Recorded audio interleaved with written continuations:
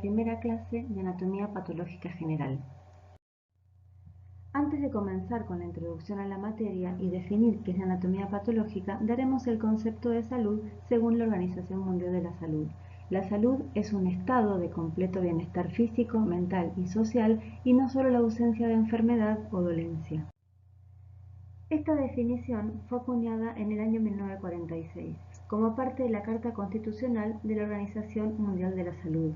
Cabe destacar que desde la primera reunión realizada por esta entidad en el año 1948, esta definición no ha sufrido modificaciones. La patología, término de origen griego, comprende el estudio, logos, de la enfermedad, patos.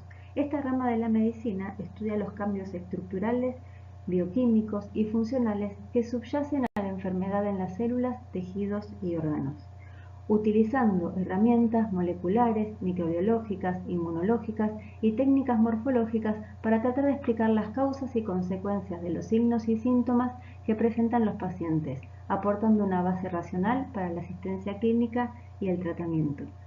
La anatomía patológica se divide en anatomía patológica general, donde se estudian las bases de las distintas patologías, y anatomía patológica especial, que aplica esas bases a cada órgano.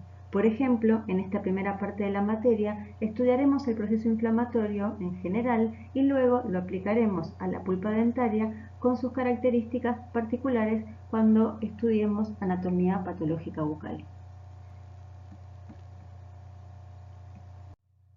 La metodología para estudiar la anatomía patológica implica saber definir los siguientes términos: concepto, etiología, patogenia, macroscopía, microscopía, evolución, pronóstico e importancia, y aplicarlos correctamente a cada entidad patológica. Comenzaremos definiendo qué es concepto. El concepto debe contener la base de la alteración dentro del marco de la patología general, junto con datos indispensables que la separen de otras lesiones similares y del mismo tipo. Por ejemplo, podemos decir que la tuberculosis es una enfermedad infectocontagiosa. Este concepto no está completo, nos faltan datos que nos permitan separar a esta entidad de otras enfermedades infectocontagiosas. Si decimos que la tuberculosis es una enfermedad infectocontagiosa de tipo granulomatosa, ahora estamos aportando un dato más que la separa de otras entidades, pero aún no la estamos individualizando de otras enfermedades granulomatosas. Finalmente, si definimos a la tuberculosis como una enfermedad infectocontagiosa de tipo granulomatosa producida por el bacilo de Koch, ahora sí estamos dando el concepto de dicha patología. La etiología es la causa que determina una enfermedad. En la bibliografía se describen dos grandes categorías: genéticas, como por ejemplo una mutación, y adquiridas, como por ejemplo los agentes infecciosos, factores nutricionales, factores físicos o químicos. Por otro lado, existen patologías en donde no se ha podido determinar la causa. Estas reciben el nombre de idiopáticas.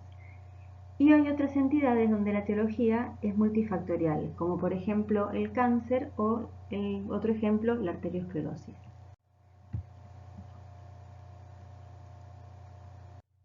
La patogenia explica el mecanismo por el cual se desarrolla una enfermedad. Hace referencia a la secuencia de episodios celulares, bioquímicos y moleculares que suceden luego de la exposición de las células o tejidos a un agente lesional. A veces, cuando existe una relación muy estrecha entre la etiología y la patogenia, se denominan etiopatogenia. El estudio macroscópico o macroscopía implica la descripción de las alteraciones de los tejidos de forma directa, ya sea por observación ocular, palpación, medición y peso. Se realiza en el laboratorio de patología quirúrgica sobre muestras biópsicas, piezas quirúrgicas o piezas de autopsia.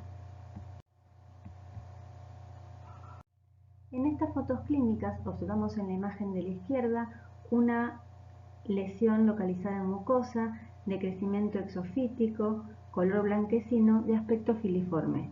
En la imagen de la derecha se observa una lesión redondeada, del mismo color que la mucosa que la rodea, de base sésil. Sésil significa que no presenta un pedículo o un pie de implantación, que la base mantiene las mismas dimensiones que el resto de la lesión.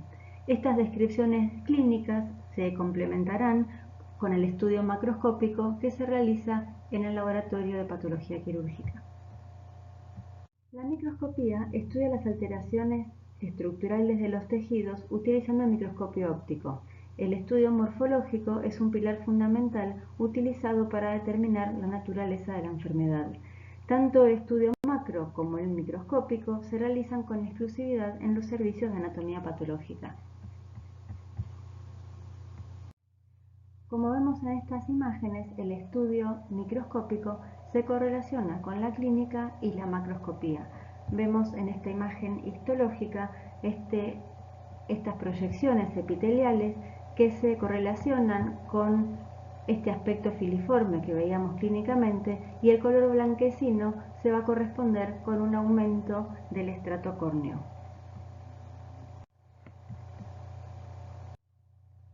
En esta imagen histológica vemos que el epitelio no tiene alteraciones, lo que tiene una correlación con la clínica, donde veíamos que el epitelio tenía el mismo color que la mucosa que lo rodeaba, y lo que vemos es un aumento del tejido fibroso, lo que provoca ese aumento de volumen en la lesión.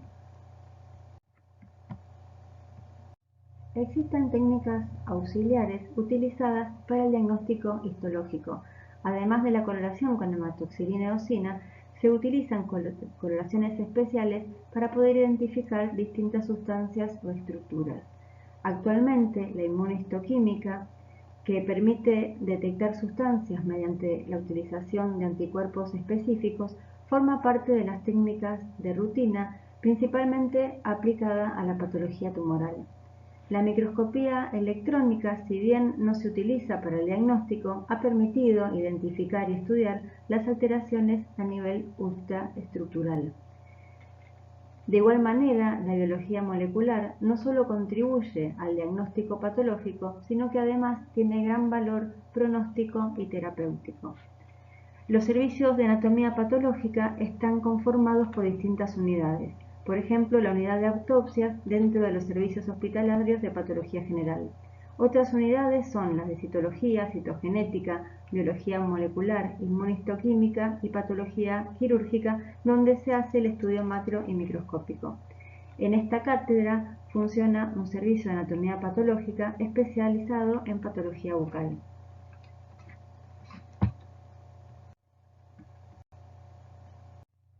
La evolución estudia cómo se desarrolla una enfermedad en relación con el tiempo. Describe la posibilidad o no de recuperación o de finalización de la enfermedad. El pronóstico es un dato estadístico. Surge del análisis de series de casos que evalúan la evolución y la importancia. Por último, la importancia hace referencia a la mortalidad, esta es la cantidad de personas que mueren en un lugar y en un periodo de tiempo determinados en relación con el total de la población, y a la morbilidad, que se define como la cantidad de personas que enferman en un lugar y en un periodo de tiempo determinados en relación con el total de la población. Esta importancia, entonces, hace referencia a la mortalidad y a la morbilidad de una patología.